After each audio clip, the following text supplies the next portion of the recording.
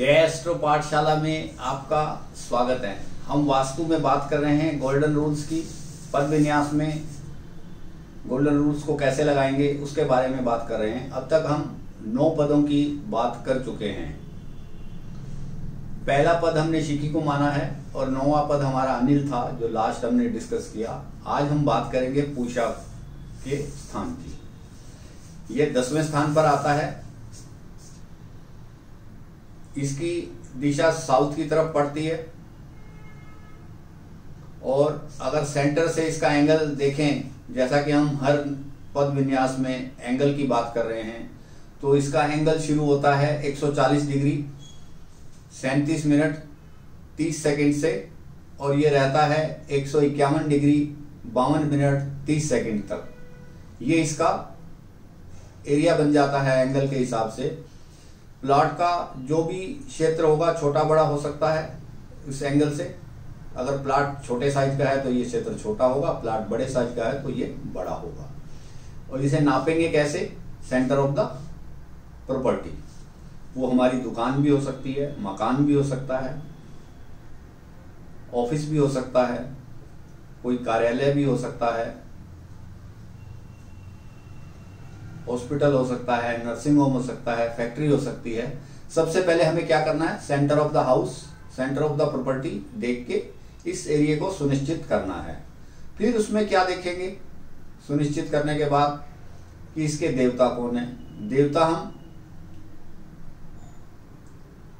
समझेंगे डायरेक्शन के हिसाब से कि इसके देवता कौन है। जैसे यहां पर इसके देवता अग्नि हुए। तत्व क्या है, तत्व के बारे में देखेंगे। दिशा क्या है, डायरेक्शन के बारे में देखेंगे। अगर यहाँ पर किसी रत्न से हम लाभ ले सकते हैं तो उसके बारे में देखेंगे। ग्रह कौन सा इन्वॉल्व है इसमें, उसके बारे में भी देखा जाता है। तो जो पूषा का स्थान है यह पोषण का कारक है और शारीरिक बल का कारक है। पूषा ऋषि कश्यप व अदिति की संतान है, उनके वंश के हैं पूषा देव। पूषा देव का कार्य क्या होता है? समय पर काम को करना। जैसे हमारा नेविगेटर होता है गाड़ी में, वैसे नेविगेटर की तरह ये देखता है कि आगे क्या समस्या आने वाली है या आगे रास्ता क्या है, कि हमारे टाइम का सदुपयोग हो रहा है या नहीं, हमारे पेमेंट टाइम पर आ रही है या नहीं, पेमेंट में कोई गड़बड़ी तो नहीं है। अगर ऐसी कोई स्थिति हमें लगती है तो हमें चेक कर लेना चाहिए। वो गड़बड़ कैसे हो सकती है?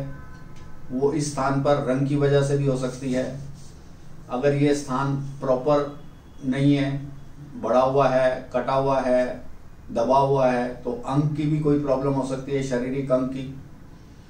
तो हमें ये देखना है कि यहाँ पर किस ग्रह की इन्वॉल्वमेंट है।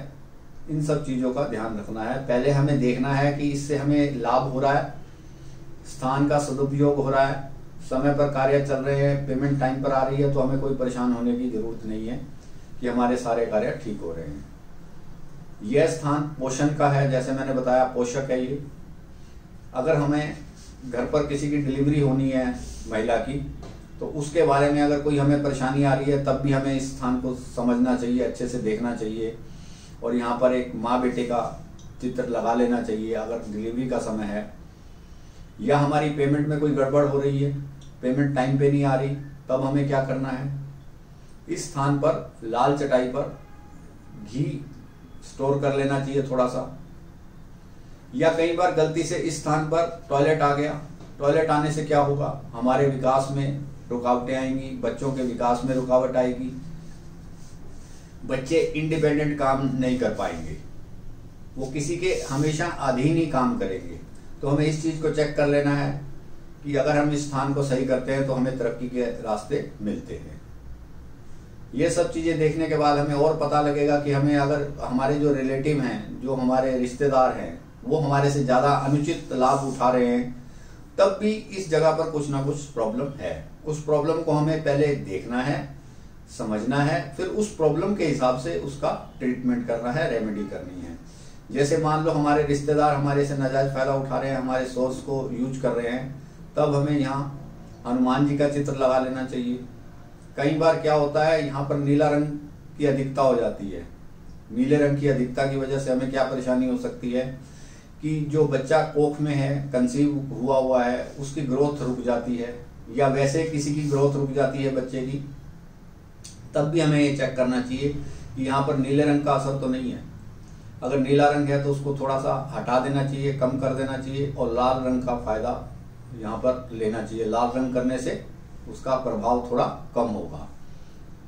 और हमें यह भी देखना है कि इसके जैसा ये 10 नंबर का मैंने पूछा, आपको देव बताए, 9 नंबर के अनिल हैं और 11 नंबर के विथित हैं, उनकी क्या पोजीशन है, उनके स्थान की क्या पोजीशन है। कई बार क्या होता है, आसपास के एरिया की वजह से भी हमें परेशानी बढ़ सकती है, तो उसे भी हमें अच्छे से चेक कर लेना चाहिए।